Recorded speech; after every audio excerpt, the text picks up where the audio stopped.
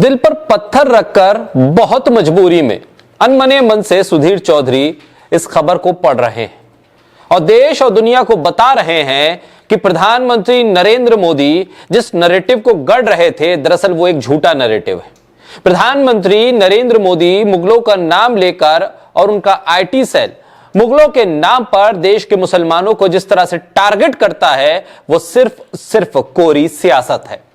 सुधीर चौधरी अपनी इस खबर के जरिए प्रधानमंत्री की पोल खोल कर रहे हैं और फिर यही सुधीर चौधरी बीजेपी की नीति और रीति पर सवाल खड़े कर रहे हैं। सुधीर चौधरी ये बता रहे हैं कि प्रधानमंत्री जब इस बात को कहते हैं और कहते कहते गुलामी की तारीखों को याद करते करते वो अंग्रेजों के शासन में मुगलों की राजनीति को भी, मुगलों के शासन को भी जोड़ लेते हैं, तब वो ये भूल जाते हैं कि मुगलों की बड़ाई यही बीजेपी करने वाली है G20 समिट में। सड़क सुरक्षा फोर्स पंजाब जीवन रक्षा के लिए प्रतिबद्ध 24 घंटे।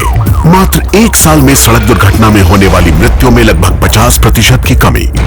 कुछ समय पहला मेरे भरा दा एक्सीडेंट होया सी। सड़क सुरक्षा फोर्स ਨੂੰ ਕਾਲ ਕੀਤਾ 112 ਨੰਬਰ ਤੇ। ਵਿਦਿਨ 5 ਮਿੰਟਾਂ ਦੇ ਵਿੱਚ ਇਹਨਾਂ ਨੇ ਆ ਕੇ ਮੇਰੇ ਭਰਾ ਦੀ ਜਾਨ ਬਚਾਈ। ਤੇ ਉਹ ਨਾ ਮੈਨੂੰ ਉੱਥੋਂ ਚੱਕਦੇ ਤਾਂ ਹੋ ਸਕਦਾ ਸੀ ਮੇਰੀ ਮੌਤ ਹੋ ਜਾਂਦੀ। मुख्यमंत्री भगवंत सिंह मान की कोशिशों से अपना पंजाब बन रहा है रंगला पंजाब। दरअसल इस खबर को, जिस खबर को सुधीर चौधरी ने आज तक के प्लेटफॉर्म से पढ़ा, वो बीजेपी के आईटी सेल का फैक्ट चेक है। ये बीजेपी का फैक्ट चेक है और प्रधानमंत्री मोदी जो कहते हैं और जो हकीकत में वो करते हैं उसके बीच की दूरी को बताने वाला ये पूरा शो है। सुधीर चौधरी लोगों की हकीकत सामने लाते हैं, उन लोगों की जो सोशल मीडिया पर मुगलों के बहाने इस देश के मुसलमानों को टारगेट करके, इस देश के पूजा स्थलों को टारगेट किया जाता है, इस देश की मस्जिदों को टारगेट किया जाता है और मुसलमानों के शासन में बनने वाली इमारतों को गुलामी की निशानी बताया जाता है। उन लोगों की हकीकत की धज्जियां उड़ा देते हैं। सुधीर चौधरी ये भी बताते हैं कि इस देश में जो मुगलों ने शासन किया उसको लेकर बीजेपी अगर ये कहती है कि वो सबसे बुरा शासनकाल था, वो गुलामी का शासनकाल था, वो इस देश की गुलामी के प्रतीक थे, तो फिर क्यों G20 समिट में उन्हीं मुगलों की बड़ाई लिखती है इसी देश की बीजेपी सरकार, नरेंद्र मोदी सरकार। सुधीर चौधरी जब इस खबर को पढ़ते हैं तो बताते हैं कि बहुत पुरानी बात नहीं है, महज कुछ साल पहले 2023 में जब G20 समिट हुई थी, तब इस देश की मोदी सरकार ने, राष्ट्रवादी मोदी सरकार ने मुगलों की बड़ाई करते हुए बुकलेट में बाकायदा तौर पर अकबर की तस्वीर छापी थी। सुधीर चौधरी अकबर की इस तस्वीर को बहुत खूबसूरत तस्वीर का नाम देते हैं और बताने की कोशिश करते हैं कि बीजेपी आप लोगों के बीच जाकर मुसलमान और मुगलों के नाम पर वोट तो मांगती है, लेकिन जब दुनिया के सामने यही बीजेपी की सरकार या नरेंद्र मोदी की सरकार को आईना दिखाना होता है, तब वो मुगलों को आगे कर देती है। सुधीर चौधरी बताते हैं कि जो बुकलेट छपी थी G20 समिट के दौरान, उस बुकलेट में अकबर के बारे में लिखा गया है। उसमें कहा गया है कि सुशासन में सबका कल्याण होना जरूरी है, फिर चाहे वो किसी भी धर्म का हो। इस तरह का लोकतंत्र मुगल बादशाह अकबर के वक्त में था। अब उस लोकतंत्र की बड़ाई प्रधानमंत्री नरेंद्र मोदी वाली सरकार करती है। सुधीर चौधरी आगे बताते हैं कि उस बुकलेट पे कहा गया है कि अकबर ने धार्मिक भेदभाव से निपटने के लिए सुलह कुल्ली यानी वैश्विक शांति का सिद्धांत पेश किया। अकबर ने ऐसा करके एक मिसाल पेश की जो अपने आप में एक अनुकरणीय कदम था।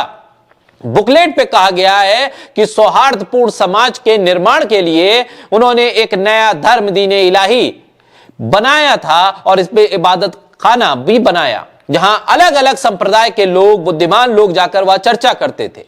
इस बुकलेट पे यह भी बताया गया है कि 9 अति बुद्धिमान लोग, जिन्हें नवरत्न कहा गया था, अकबर के सलाहकार के तौर पर काम करते थे। ये 9 लोग जनहित वाली नीतियों पर अमल कैसे हो इस बारे में सलाह देते थे।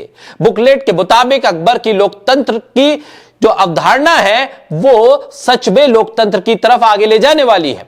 बुकलेट में यह भी कहा गया है कि अकबर अपने वक्त से काफी आगे सोचते थे और वो लोगों को एक साथ लेकर चलने में विश्वास रखते थे।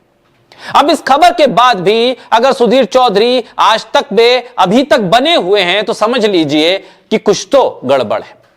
या तो ये पूरी कहानी, ये पूरी स्टोरी स्क्रिप्टेड है क्योंकि देश को कुछ दिखाना है और दुनिया को कुछ दिखाना है, या फिर आज तक के भीतर का पत्रकार जागने लगा है, या यह भी हो सकता है कि कई राज्यों के चुनाव है जहां पर बीजेपी के खिलाफ खड़े होने वाला गठबंधन, उससे जुड़े हुए दलों में एक मजबूत स्थिति देखने को मिल रही है, लिहाजा उनसे भी बहुत कुछ ऐड के माध्यम से लेना है, इसलिए इधर भी कभी कभी तंज कसने की जरूरत आ जाती है सुधीर चौधरी को।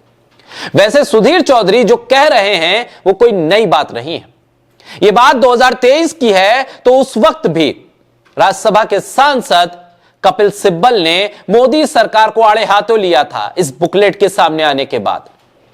G20 की जिस बुकलेट पे अकबर की प्रशंसा लिखी गई है, उस प्रशंसा को लेकर 2023 सितंबर में कपिल सिब्बल ने तंज कसते हुए कहा था कि सरकार का एक चेहरा दुनिया को दिखाने के लिए है और दूसरा इंडिया के लिए जो कि भारत है। उनका कहना था कि सरकार अपने मन की असली बात बताए कि वो दरअसल मुगलों के बारे में, मुसलमानों के बारे में क्या सोचती है। बीजेपी और मोदी सरकार की असलियत यानी दुनिया को कुछ और दिखाना और भारत के लोगों से जब वोट लेना हो तो कुछ और बताना, इस हकीकत की पोल खोल बाकायदा तौर पर सुधीर चौधरी ने कर दी है। अब देखना यह होगा कि सुधीर चौधरी अपने इस कदम में और कितना आगे बढ़ते हैं, या फिर ये एक ट्रेलर दिखाकर अपने कदमों को पीछे खींच लेते हैं।